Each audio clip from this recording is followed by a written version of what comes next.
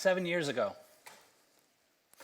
I sat across from my father at a kitchen table, and he handed me a document, and that document contained a non-compete agreement, or as my dad so eloquently put it at the time, it's just a covenant not to compete against me in business. And I was thinking to myself, we were 5 years into the growth of our European operations.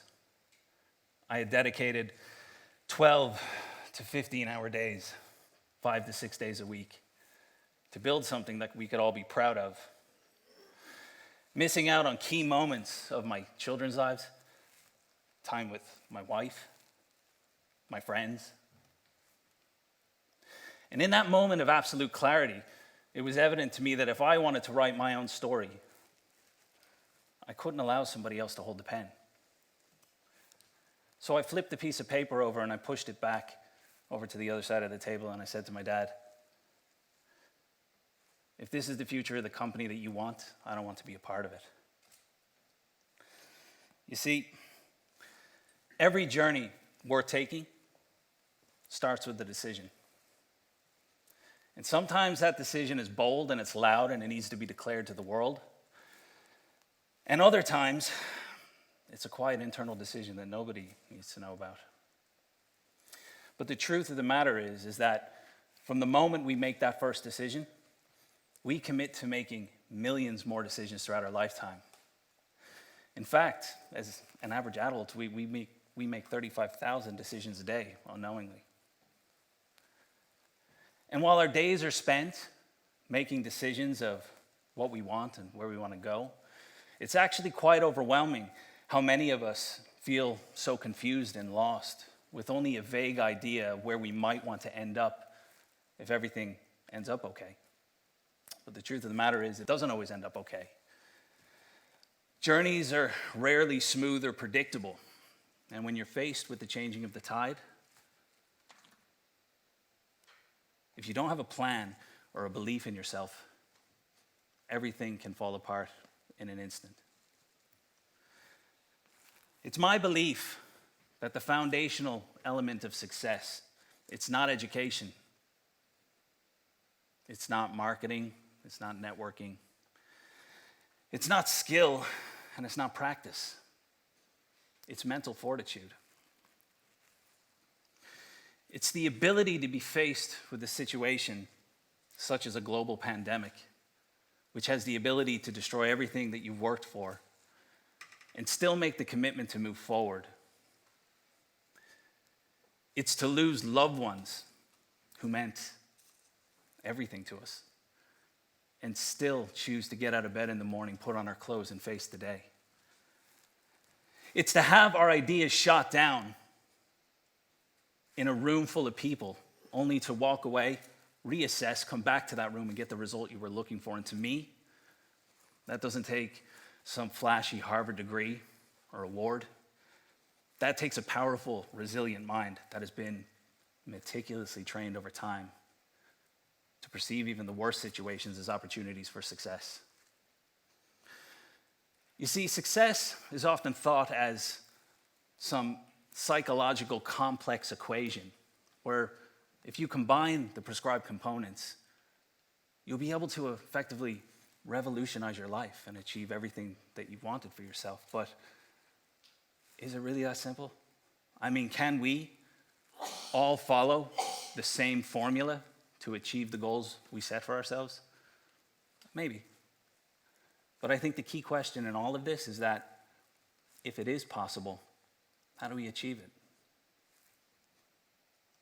I believe that your blueprint is a collective of experiences and insights that you gain. It's not an exhaustive list that you get from one person or individual. I believe it encompasses everything. And I believe all these experiences and people you meet are woven together to lay the foundational path for your journey. And today, what I'd like to do is share with you 5 insights that I've learned over my life. These are defining principles that have helped me not only become a better person, make better decisions, and more importantly, contribute at a much higher level to everyone around me.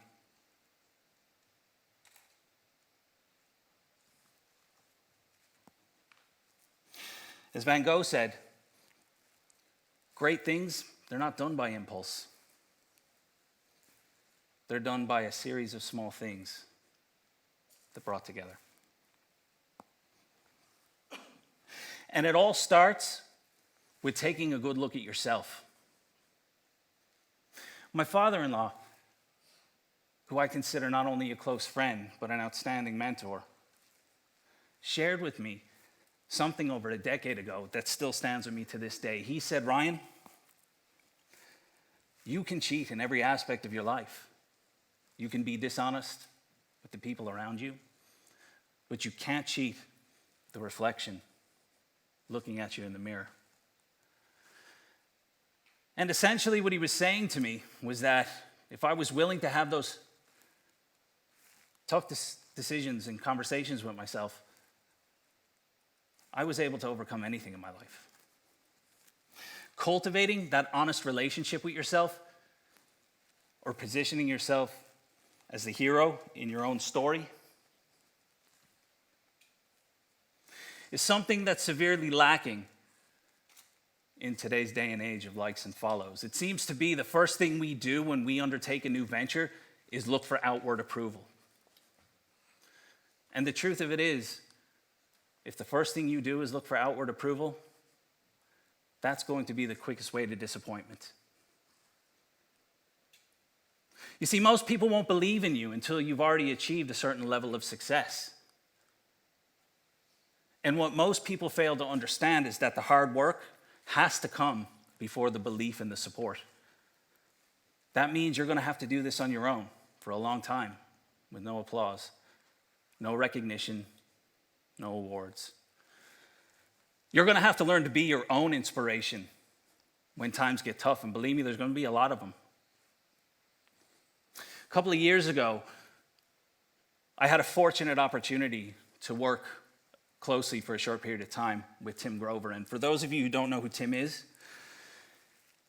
the athletic coach to some of the most elite athletes on this planet. He's been credited for the success of Michael Jordan, Kobe Bryant, Dwayne Wade, Derek Jeter, Russell Wilson.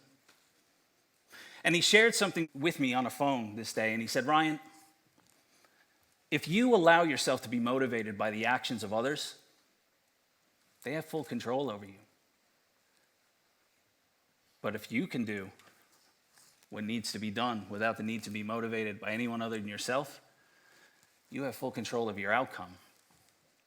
And in that moment of realization, at that time in my life, it put to bed the argument that I always used to live by, which was, tell me I can't and I'll show you I can. But what Tim taught me was, let's remove, tell me I can't. I can. I don't need anyone else, I can. And I think that was one of the most powerful realizations that I had over the last couple of years. When I realized this, it came time to really figure out myself. Really figure out what I was willing to do and what I was willing to put in. So this is the second lesson that I want to share with you. You'll get a lot of people that talk about the management of time or how to complete a certain amount of tasks in a specific amount of time, but I would like to propose something different. What if time was irrelevant? What if you needed to manage the focus you had in the time you have? Because then the tasks, they don't matter. If you can train your mind to be present in the time you have available, time doesn't matter. As Tim says, time tells you what you didn't accomplish, but focus turns off the clock and directs your energy to the results. When you hit that point of being able to manage your mind, remove the distractions, I guarantee you're going to see more progress than you've ever experienced in your life. You're going to see parts of you that come alive that you didn't know existed.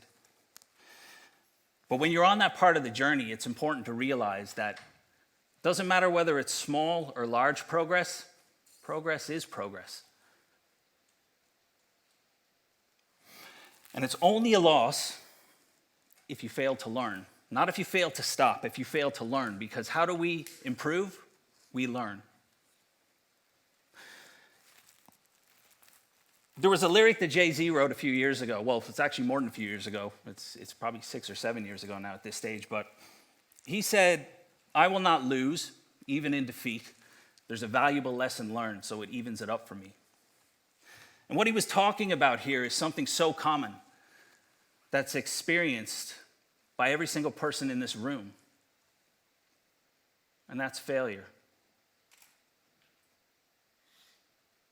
It seems to be these days that most people think there's some elusive success barrier that no matter what we do, it will never allow us to accomplish what we really truly set out for ourselves.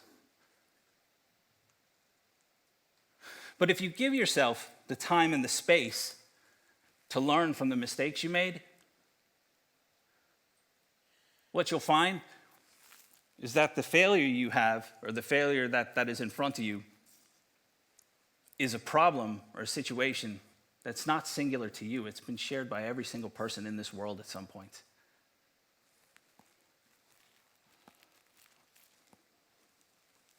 You see, failure is a defining characteristic of the human experience. We're all human. We all experience it. And when you accept that, everything changes. You allow yourself to go from the unconfident person who fears what people think and evolve into something unstoppable in my eyes. Because what is the one thing that really stops us is fear.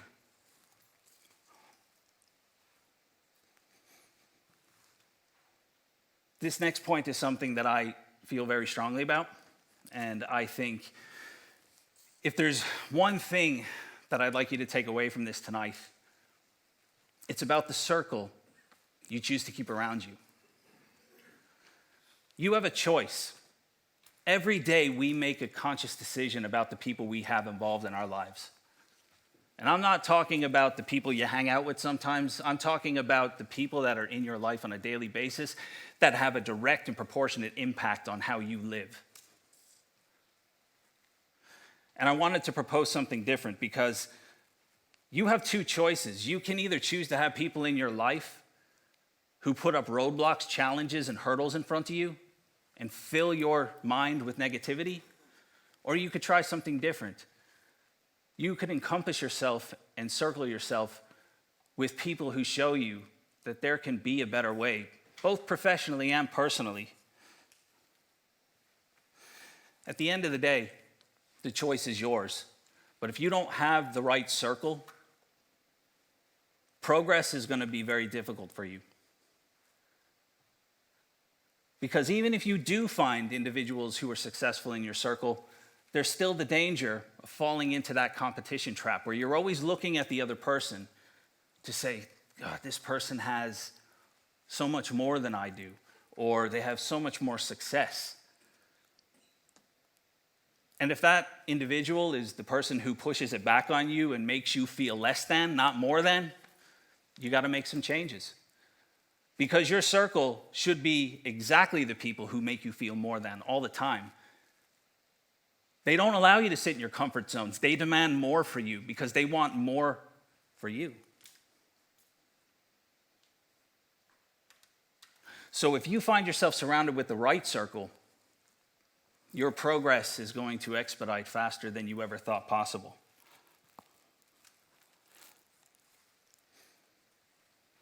Controlling the fire is something that it took me a long time to come around to.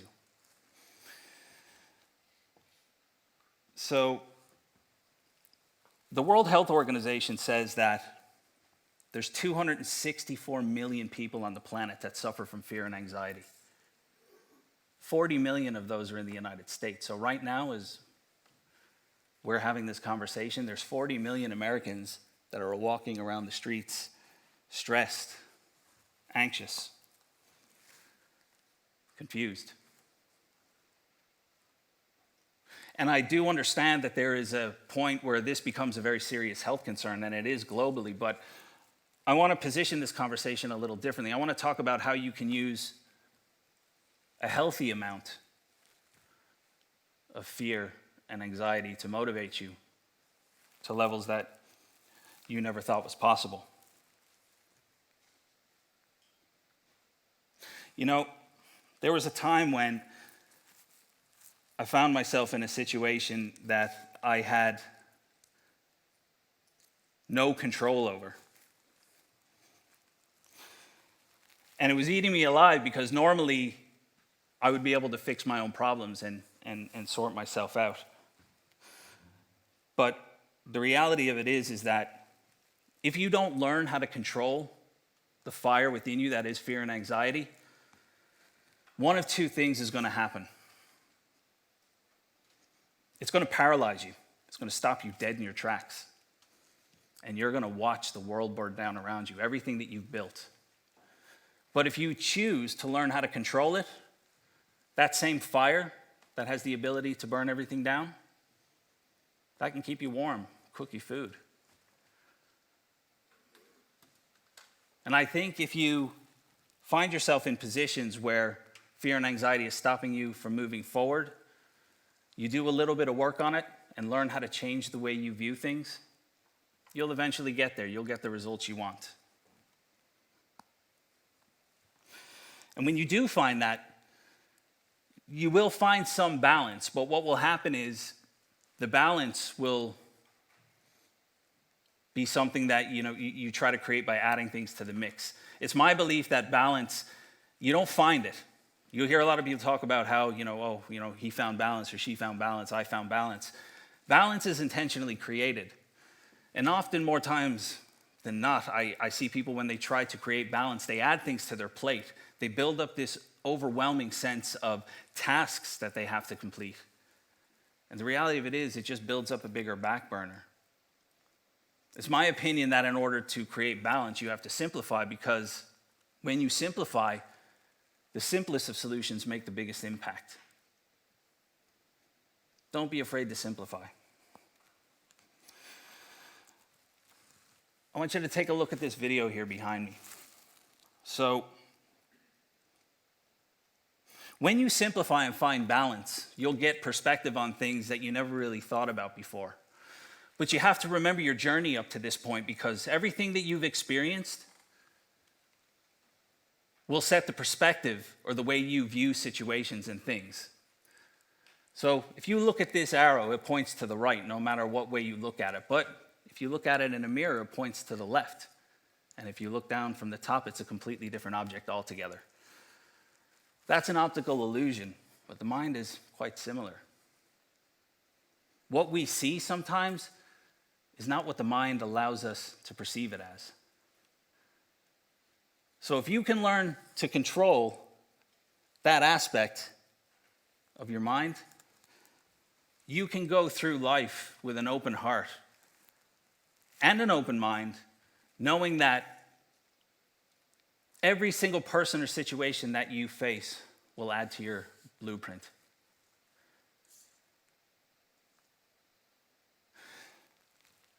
I want to leave you with a final note.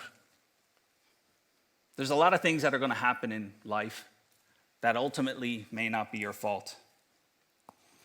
But the truth of the matter is, it is your responsibility. So I want you to leave here, and the last question I'll serve to you tonight is, are you willing to face the reflection in the mirror? Thank you.